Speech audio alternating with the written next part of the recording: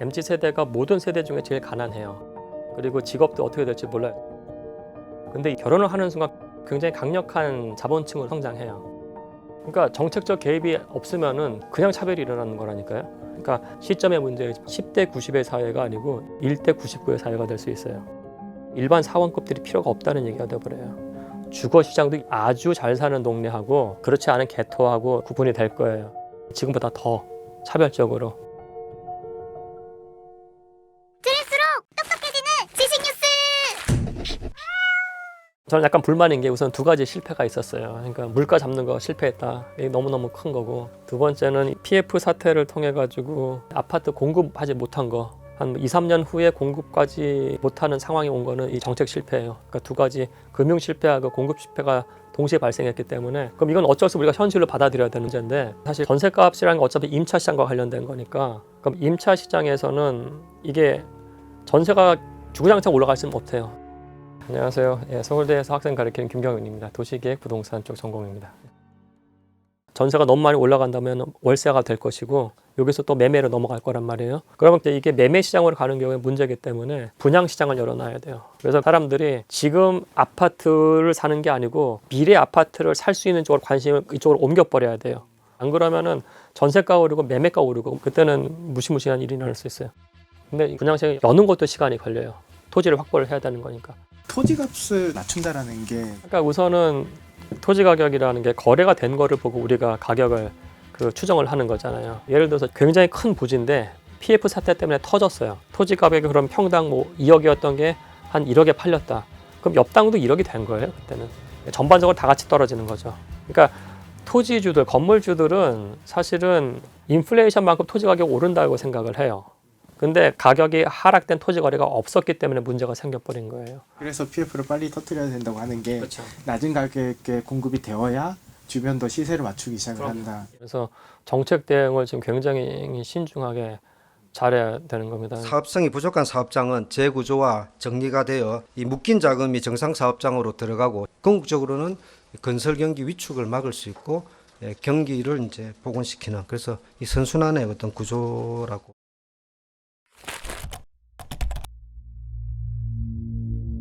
지금 기대와는 다르게 고금리가 장기화되는 추세인데 가계비 문제도 있고 또 소비 위축도 일어나고 있어서 시장이 굉장히 얼어붙었다라는 느낌을 받는데 전세값 상승을 받아줄 여력이 있을까요? 좋은 질문이신데 예를 들어서 가격이 오를 것 같은데 자기 가처분 소득이라는 게 정해진 상태에서 또는 지금 사실 가처분 소득 줄었거든요.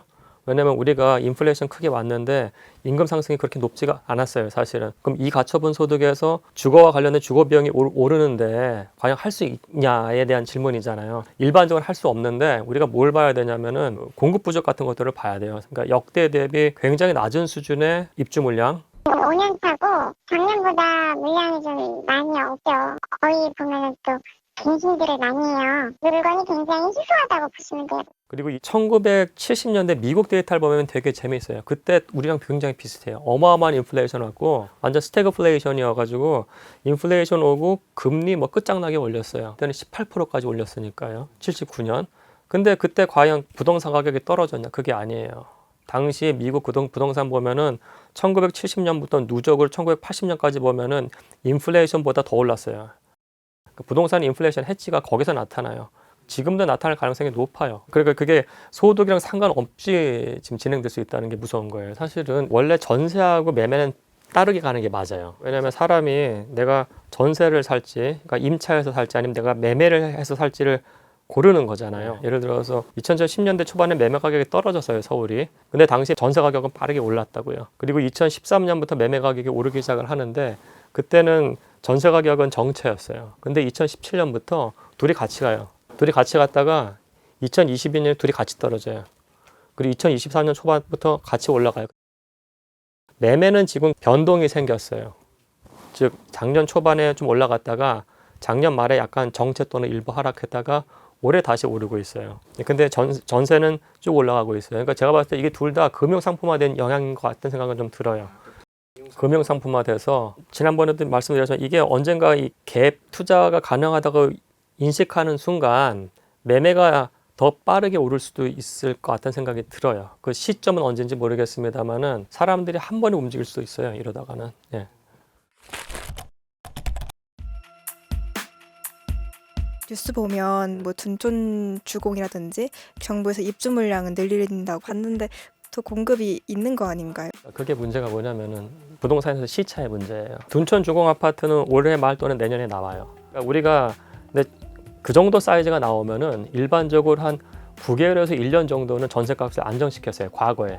근데 그때의 조건은 뭐냐면은 서울시 전체의 공급량이 평균 수준일 때예요. 근데 우리가 작년에 뭘 봐야 되냐면은 개포동에서 아파트 큰 게 나왔어요. 7,000세대가. 그러면 일반적으로 이게 7,000세대 엄청난 큰 규모거든요.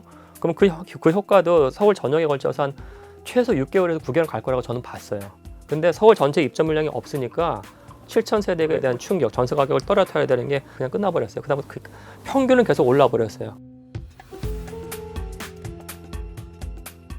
그래서 둔촌 주공 12,000세대가 나온다고 하더라도 서울 전체 평균으로 내년에 17,000채밖에 안 나와요. 굉장히 적어요. 35,000채가 평균인데 반도 안 되는 수준 내년에 나올 거기 때문에 둔촌 주공 아파트 재개발되는 임팩트는 뭐 3개월에서 6개월 내내 끝날 거예요. 그 주변 지역만. 다른 지역은 전세 가격 오르는 게 나타날 수가 있어요. 단기적으로 봤을 때 명확하게 입지 물량이 나오는 것들이 심각하게 부족해요. 그래서 전세 가격 상승의 트렌드라는 거를 돌리기는 지금 상당히 어려울 수 있어요. 당장 지금 올 한 해만 본다면 정책이나 시공사 새로 뭐 내가 공급을 하겠다 하더라도 훨씬 더 뒤에 나타날 수도 있고, 그럼 올해는 추가 공급이 없으니까 고금리 상황에서 전세값은 상승할 수 있는. 폭등까지 얘기하면 폭등은 좀 그렇지만 상승의 모멘텀이 상당하다. 예. 근데 그게 이제 단순히 올해만 아니고 내년, 특히 내후년에 입주 물량이 더 적어요. 그러니까 공급 규제 완화해서 공급을 하게 할 거는 그 미래 얘기예요. 왜냐하면은 우리가 규제 완화하고 뭔다 하더라도 우선은 토지부터 확보를 해야 되는 거고 구청에 인허가 내야 되는 거고 그 다음에 건물을 져요. 아파트는 이거 최소한 4년에서 5년 받아야 돼요. 근데 지금 전세가나 월세는 지금 닥친 지금 시점에서의 공급 물량과의 싸움이거든요. 근데 이게 뭐 우리가 타워팰리스 전세가 오르는 것까지 도와줄 필요는 없잖아요. 그죠? 그럼 정부에서 해야 될 부분은 뭐냐면은 물론 제가 얘기하는 그 정책 제안이 아마 월세를 더 오를 수도 있어요. 다만 그럼에도 불구하고 첫 번째는 지금 전세를 월세화시키는 부분 아예 지금 기회 그게 나타나야 되는 거고, 두 번째는 월세화가 된다고 했을 때 부담을 느끼는 분들이 상당히 많을 거기 때문에 주택 바우처, 임대료 바우처를 현실화시켜야 돼요. 지금 그러려면은 국토부가 금융기관 역할을 해야 돼요. 지금부터 건물 짓는 역할이 아니고 금융기관, 미국처럼. 그러니까 계속 이게 서른 별개인데 총선 때 나머지 지방에서 용적률 풀어줘 어디 개발해 그게 되냐고요. 인구 줄고 있는데. 되게 코미디하는 거예요. 우리나라 지금 보면은.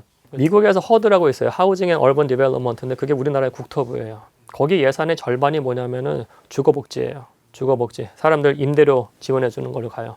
결국 금융회사라는 얘기예요.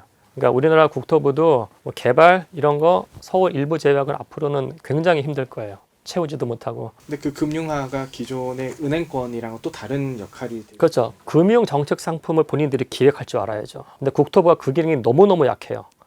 위치 상품 같은 거 구조 약간만 좀 어렵게 해서 가져가면 이게 뭐냐 그냥 빠꾸 나요. 지금 우리나라 국토부의 현실이라는 게. 그러니까 제대로 된 금융 상품이 안 나와요. 지금 주택과 관련된 주무부서가 국토부임에도 불구하고 금융 상품 제대로 된 게 안 나와 있는 게 문제인 거예요. 뭔가 질 생각만 하고 있으니까. 근데 지금 저출산 인구 감소 얘기하는데 뭘 줘요? 짓기는. 그죠? 금융화 시켜야 돼요. 지금 국토부가 혁신적으로 바뀌어야 돼요. 지금 그럼 전세값 상승이 꽤 높은 수준까지 지금 오른 상태에서 또 오르고 있으면 청년 세대 혹은 신혼부부, 그러니까 서민들이 진짜 이제 갈 데가 없어지는 거잖아요. 이게 부동산이 자본주의 사회에서 가장 비싼 재화잖아요. 그렇다고 하면 이게 투자재로서 기능도 우리가 인정을 해야 돼요. 그러니까 리빙하는 곳, 바잉하는 게 아니다. 그 가스라이팅은 더 이상 하면 안 돼요. 그렇게 얘기하면서 자기들 집 샀잖아요. 다만 이게 퓨어하게 그냥 경제학적인 논리로만 한다고 하면은 이거는 자산층만 가질 수밖에 없어요. 그거를 우리가 20세기 초중반에 미국에서 봤어요. 그때는 미국이 부동산 금융 자체가 고도화되지 않기 때문에 LTV 같은 것들이 되게 강했어요. 50% 막 이랬어요. 결국은 돈 많은 사람들이 사는 거예요. 이게 다양한 이슈들하고도 연결이 돼요. 가계대출 문제 뭐 다 연결이 되는데 그럼에도 불구하고 최종 목적지는 뭐냐면은 주택을 보유할 수 있는 기회를 넓혀주는 게 좋은 나라인 거예요. 지금 아기 엄마거든요. 저도 집 같은 경우가 제일 큰 문제였었던 것 같은데 결국은 중산층과 서민이 주택을 보유할 수 있는 기회를 넓혀줘야 돼. 그게 자본 축적이 되는 거예요, 사실은. 지금처럼 전세 가격이 오르고 있는데 이걸 리빙하는 곳이고 바잉하는 게 아니야. 너희들 그냥 살아. 말도 안 되는 소리죠. 그럼 정부가 그만큼 그 우리가 주거복지 차원에서 그들한테 제대로 지원하는 그것도 아니잖아요. 그리고 소셜 믹스예요. 그러니까 섞여서 살 수 있는 것들을 만들어야 돼요.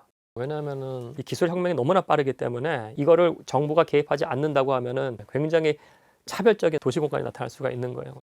사람이 일이 있어야지 주택을 사는 거니까. 예를 들어서 AI가 이 혁명적으로 일어나면서 효율성이라고 할까요? 아니면 적시성 같은 것들이 굉장히 빠르게 좋아지고 있어요. 그러면 이제 AI 갖고 노동력을 대체할 수가 있어요. 제 말씀 뭐냐면은 AI는 거짓말을 하거든요. 챗GPT 보면 거짓말을 해요.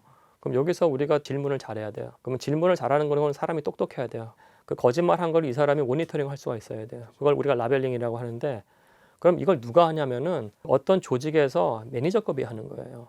매니저급이 한다고 하면 일반 사원급들이 필요가 없다는 얘기가 되어버려요.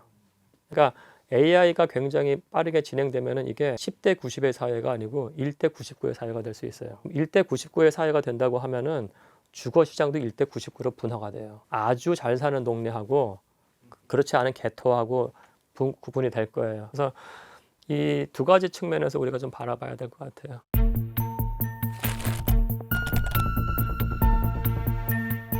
현재 수도권 부동산 가격을 보면 초품화나 뭐 학세권이나 학군과 좀 밀접하게 관련되어 있는 것 같은데, 지금 현재 초고령화나 초저출산 시대잖아요. 그래서 이로 인한 뭔가 지역 선호도의 변화가 있을지. 그 선호도의 변화는 아마 계속 있을 것 같아요. 왜냐면은 지금 뭐 출산율이 이렇게 낮다고 하면은, 그리고 기본적으로 부부가 다 요새 일을 하잖아요. 그러니까 여기서 약간 좀 우스갯소리인데, 여러분도 그렇고 제 아들도 그렇고 다 MZ 세대인데, MZ 세대가 모든 세대 중에 제일 가난해요. 그죠? 그리고 직업도 어떻게 될지 몰라요. 그러면은 이 교육 환경이라든지 이런 거에 대해서 굉장히 셀렉티브하게 접근할 거예요. 지금보다 더 차별적으로. 근데 이 친구들이 결혼을 하면서 굉장히 강력한 자본층으로 성장해요. 둘이서 같이 벌고 양쪽 집안에서 자산이 내려와요. MZ 세대가 그렇다고 하면은 세대 자체로서는 굉장히 가난할지 모르지만은 결혼을 하는 순간 굉장히 자본층이 형성이 되는 거예요. 그리고 애 하나 낳잖아요. 6명에서 1명을 케어해 주는 거예요, 지금. 아마 2010년도 후반 케이스였나 그랬을 텐데, 굉장히 좋은 아파트인데 미분양이 나가지고 한 몇만 명이 이렇게 몇만 대 1로 이렇게 지원했던 거 있잖아요. 만약에 부모님이 그냥 일반적인 분이었다고 치자고요. 보통 다음 날인가 다다음 날까지 증거금 한 5억을 내야 돼요. 그 돈이 어디 있어요? 그 친구가 그걸 샀다고 하면 자기는 한 5억을 버는 상황이었는데, 본인은 부모를 잘 만나서 못 벌었다고 생각할 수 있는 거예요, 그때는. 근데 이제 부모가 뭐 기업 회장이었으면 그냥 내는 거죠. 빌려서 주고, 그죠? 나중에 갚는다고 뭐 그건 차용증 쓰면 되는 거니까 굉장히 불평등하게 될 수밖에 없어요. 그러니까 MZ 세대가 부의 세습 같은 것들이 될 가능성이 굉장히 높기 때문에 여기에 대한 정책적 개입이 필요해요. 그다음에 노령화 관련해서는 사실은 이게 이미 우리는 고령화 사회예요. 근데 우리가 뭘 또 봐야 되냐면은 액티브 시니어라고 해요. 액티브 시니어. 그러니까 여전히 사회 활동하는 분들이에요. 연령대에 대해서도 지금 뭐 전 세계적으로 딱 스탠다드가 없는데, 제가 봤을 때는 한 60에서 한 70대 초반까지를 전 액티브 시니어라고 봐요. 근데 이분들이 그 돈이 있는 계층이고 제일 많은 계층이에요. 주택에 대해서 상대적으로 다른 세대에 비해서 괜찮아요. 이분들을 위한 주거 상품에 대한 고민은 우리나라 디벨로퍼들이 어마어마하게 하고 있어요. 예, 이분들은 돈이 있는 계층이기 때문에. 근데 이전의 시니어들, 그러니까 70대 중반 이후층은 사실은 기초수급자가 50%예요. 굉장히 가난한 분이 많아요. 그러면은 정책에서의 어떤 관심은 이분들에 대한 주거복지를 우리 어떻게 할 것인가에 대해서 우리가 되게 고민을 해야 돼요, 지금. 예. 근데 그게 되게 약해요, 우리가. 시니어 계층의 1인 가구 세대에 대한 정책 같은 걸 나와야 돼요. 그래서 지금 우리가 해야 될 건 뭐냐면은 수혜 대상자가 명확해야 돼요. 중산층과 서민에 대해서 젊은 층들이 자본을 축적할 수 있는 기회를 줘야 돼요. 초기에 그 아파트나 뭔가를 산다고 했을 때 그 계층에 대해서는 LTV 70%가 아니고 80%, 90%가 돼도 돼요. 그러니까 이제 예를 들어가지고 미국 같은 경우에 정부에서 인센티브를 받으면은 시장 가격대로 판매하는 아파트가 있고요. 어폴더블하게 판매하는 아파트도 있고 어폴더블하게 임대를 주는 아파트도 존재를 해요. 그러면 이건 공급 측면에서도 약간 저렴하게 살 수 있는 아파트들도 존재해야 되는 것이고 수요자인 젊은 세대들 뭐 서민이라고 칠게요. 이 가격대가 여전히 비쌀 수가 있어요. 이 계층에 대해서는 초기에 들어간 LTV를 높여주는 거죠. 소득 수준 자체가 낮고 집에서 도와주지 않으면은 이 계약금도 마련하기 힘든 그런 젊은 청년들이다 보니까 접근성이 좀 떨어지지 않나.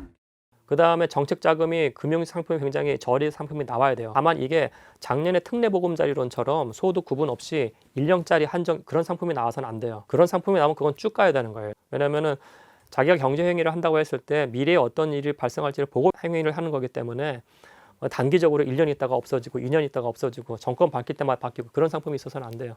자본 축적 차원에서 그런 불평등을 해결하기 위해서 그런 상품들이 나와줘야 돼요. 이제 대도시권 차원에서의 경쟁력을 우리가 생각을 해야 돼요. 우리가 그 신도시 개발 되게 잘하는 나라예요. 예를 들어서 분당같이 새로 만든 신도시가 중산층 타운 되는 것도 되게 힘들고 그리고 판교 같은 데는 IT 업무지구잖아요. 정자도 그렇고 서현도 굉장히 크고요. 그 정도 업무지구 키운 신도시가 많지가 않아요. 전 세계적으로. 우리가 굉장히 잘하고 있는 나라고 다만 이제 우리가 조금 더 빠른 광역철도가 돼야 되는 거를 보여주는 게 사실 분당하고 강남까지의 그거예요. 과거의 분당선은 정자동에서 강남까지 가는데 1시간 10분 막 이렇게 걸렸어요. 근데 신분당선은 빠르게 정자, 판교, 강남, 신사까지 가잖아요. 그건 양쪽 모두한테 좋은 거예요. 그렇기 때문에 GTX가 공간을 혁신적으로 바뀔 수 있다는 거는 나중에 아주 명백하게 보여질 거예요. 제가 봤을 때 판교가 성장하는 것들은 강남 접근성인 건 무시를 못해요. 예를 들어서 이런 거예요. IT 대표회사 굉장히 큰 플랫폼이 있어요. 과거에 강남에 있다가 광화문에 있었거든요. 광화문에 있다가 나중에 다시 강남으로 왔어요. 이유가 뭐냐면은 판교나 분당권에 있는 IT 프로그래머들이 광화문까지 안 간다는 거예요. 신분당선 자체가 광화문까지 갔다고 치자고요. 그럼 그 회사는 광화문에 있을 수도 있을 거예요. 그럼 이게 그 회사의 이동이라든지 그리고 이제 근무자 또는 이 노동력의 이동 같은 걸 굉장히 효율적으로 할 것이기 때문에 이것이 바뀌는 현상이라는 것은 굉장할 거예요. 수도권 어디든 간에 30분 이내에 도착하고 서울까지 그리고 이것이 또 연장이 되더라도 하여튼 어느 지역을 가든지 1시간 이내에는 다 갈 수 있게. 수도권, 저는 이거 충청권까지 거의 합치는 건데 이 업무지구 같은 것들을 어떻게 좀 더 만드느냐, 그러니까 공간 혁신 차원에서 그 다음에 그거를 이제 교통 혁신을 어떻게 빠르게 연결시키느냐가 굉장히 중요해요. 만약에 그렇게 된다고 하면은 특정 지역만 가격이 맨날 오르고 그런 건 굉장히 없어질 거예요. 다만 여기서 또 다른 분들 이렇게 말씀을 하겠죠. 수도권에만 그렇게 잘 뭐 해주면은 다른 지역들은 더 쇠퇴하느냐 아니느냐 말씀하실 수도 있는데 우리가 이 부분은 이게 제로섬 게임이 아니에요. 그리고 동아시아를 봤을 때 이게 국가별 경쟁이 아니에요. 우리나라가 중국하고는 경쟁을 못해요. 근데 서울을 포함한 수도권은 상해하고도 경쟁할 수 있고 동경하고도 경쟁할 수 있고 북경하고도 경쟁할 수 있고 이 도시 차원에서의 경쟁력 차원에서 수도권에 대한 어떤 미래 비전 같은 것들을 우리가 만들어 놔야 돼요. 그럼 3기 신도시는 어떤 모습으로 만들어져야지 좀 이상적인 건지. 그러니까 1기 신도시가 이제 분당, 일산, 중동 그리고 안양 뭐 3번 이게 5개잖아요. 근데 이 1기 신도시 모두 업무지구가 들어가지는 않았어요. 분당 같은 경우에는 뭐 판교 이전부터 그 정자동 주변 또는 서현역 주변에 대기업들이 위치를 했어요. 그러니까 처음부터 회사들이 입주해서 성장할 수 있는 그런 근간을 마련해 놨었죠. 그렇기 때문에 자족 도시로서의 그 가능성을 굉장히 보여준 거예요. 그러니까 신도시 중에서 이 정도의 자족 도시를 성장하는 케이스는 세계적으로 많지가 않아요. 일산은 그게 약간 좀 늦었죠. 나중에 이제 미디어 같은 기능들을 넣은 건데 상대적으로 늦었고 그러면 우리가 분당의 성장을 봤다고 하면은 다른 도시들을 신도시를 만든다고 했을 때 일정 부분 업무지구를 넣는 고민을 좀 하긴 해야 돼요.